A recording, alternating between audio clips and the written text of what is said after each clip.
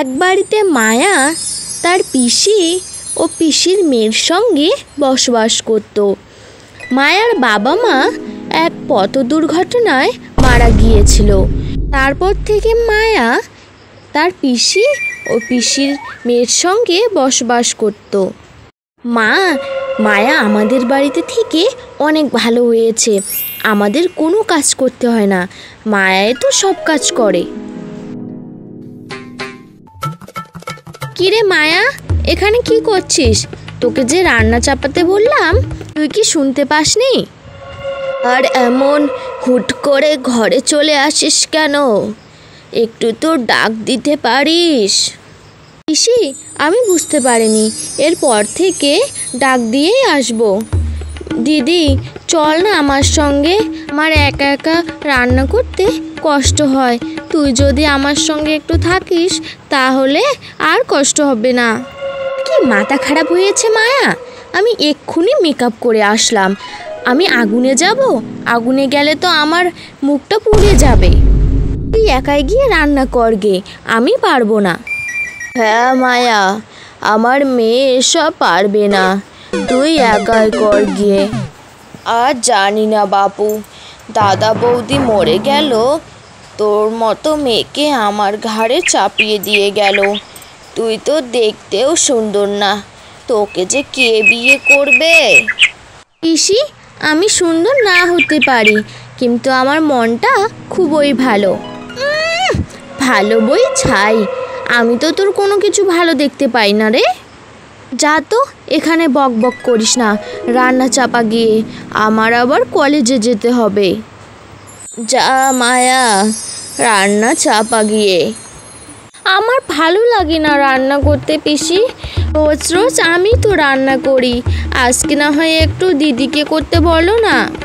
তোকে আমাদের বাড়িতে থাকতে দিয়েছি, সময় মতো খেতেও দিয়েছি, এখন তুই কি চাস তোর জন্য আমরা রান্না করে দেই? তোর যদি ভালোই লাগছে না তাহলে তুই বাড়ি থেকে বেরিয়ে যা, বুঝেছিস?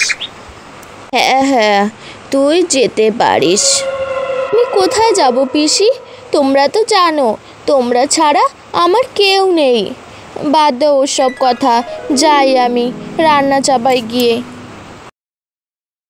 মায়ার পিসি ও পিসির মেয়ে মায়াকে দিয়ে বাড়ির সব কাজ করিয়ে নিত এবং তারা বসে থাকতো। মায়া, এক গ্লাস জুস নিয়ে আয়। হ্যাঁ পিসিমা, যাচ্ছি।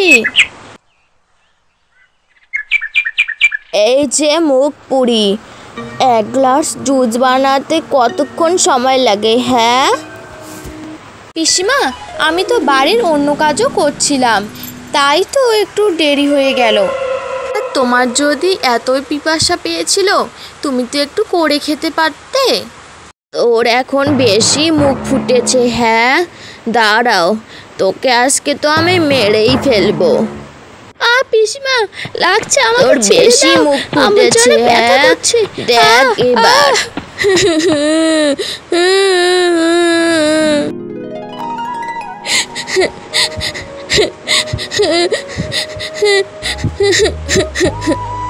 মা বাবা, আমাকে ছেড়ে তোমরা কেন চলে গেলে? তোমরা আমাকেও সঙ্গে নিয়ে গেলে না কেন? হ্যাঁ, আমি আর এই অত্যাচার সহ করতে পারছি না মা। না না, আমি আর এই বাড়িতে থাকবো না, আমি এই বাড়ি থেকে অনেক দূরে চলে যাব, এক্ষুনি চলে যাব। আয়া তার পিসির বাড়ি থেকে বেরিয়ে পড়ে। বাড়ি থেকে তো বেরিয়ে এলাম, কিন্তু আমি এখন কোথায় যাব? এখানে তো আর আমার আপন বলতে কেউ নেই। যাই, যেদিকে দু চোখ যায় সেদিকেই যাব। খুব পিপাসা পেয়েছে, একটু জল পান করি। বাড়ি থেকে সব জিনিসপত্র নিয়ে এসেছি, পিসি যদি জানতে পারে আমাকে আর বাড়িতেই ঢুকতে দেবে না। না, আমি আর বেঁচে থাকবো না, আমি এই জলেই ডুবে মরবো আজকে। আয়া জলে ঝাঁপ দেয়, সে নদীর গভীর জলে পড়ে যায়।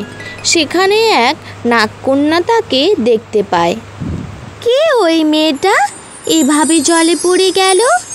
তাড়াতাড়ি মেয়েটাকে বাঁচাতে হবে, নইলে মেয়েটা এক্ষুনি জল খেয়ে মারা যাবে। নাগকন্যা তার জাদুর বলে মায়াকে নদীর পাড়ে তোলে। এই মেয়ে, চোখ খোলো বলছি, চোখ খুলে তাকাও। মায়ার জ্ঞান ফেরে, মায়া উঠে বসে। কে তুমি? তুমি আমাকে বাঁচালে কেন? হ্যাঁ, আমি তো মরতে যাচ্ছিলাম, তুমি আমাকে বাঁচালে কেন? কেন মেয়ে, তোমার কি হয়েছে? তোমার এত কষ্ট কেন? তারপর মায়া তাকে সব ঘটনা খুলে বলে।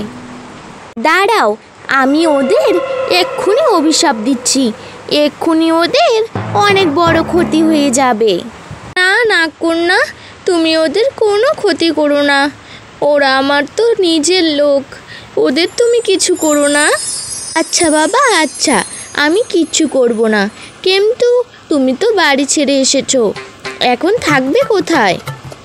জানি না গো, আমি কোথায় থাকবো, কি খাবো, কি পরবো। তোমাকে কিচ্ছুটি চিন্তা করতে হবে না, আমি এক্ষুনি আমার জাদু বলে তোমাকে একটা সুন্দর বাড়ি করে দিচ্ছি, তুমি আজ থেকে সেখানেই থেকো।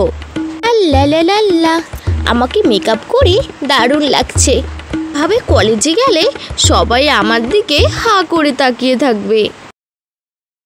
হা করে তো আমি আছি, বুঝেছিস?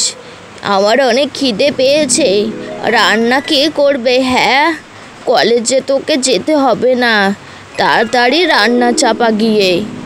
আমি কেন রান্না চাপাবো? হ্যাঁ, তোমার জন্য তো মায়া এই বাড়ি থেকে পালিয়ে গেছে, আমি রান্না চাপাতে পারবো না, তুমি চাপাও গিয়ে। আমার জন্য মায়া বেরিয়ে গেছে না তোর জন্য? তোর ফেস প্যাক বানিয়ে দিতে হয়, তোর গ্রিন টি বানিয়ে দিতে হয়, স্নান করা জল তুলে দিতে হয়, আরও কত কিছু। পালিয়ে যাবে না তো কি করবে? ও, আমি তো এসব করি, তুমি যে ওকে ধরে মারো সেটাকে বলবে? হ্যাঁ, তোমার জন্য বাড়ি থেকে বেরিয়ে গেছে, বুঝেছো?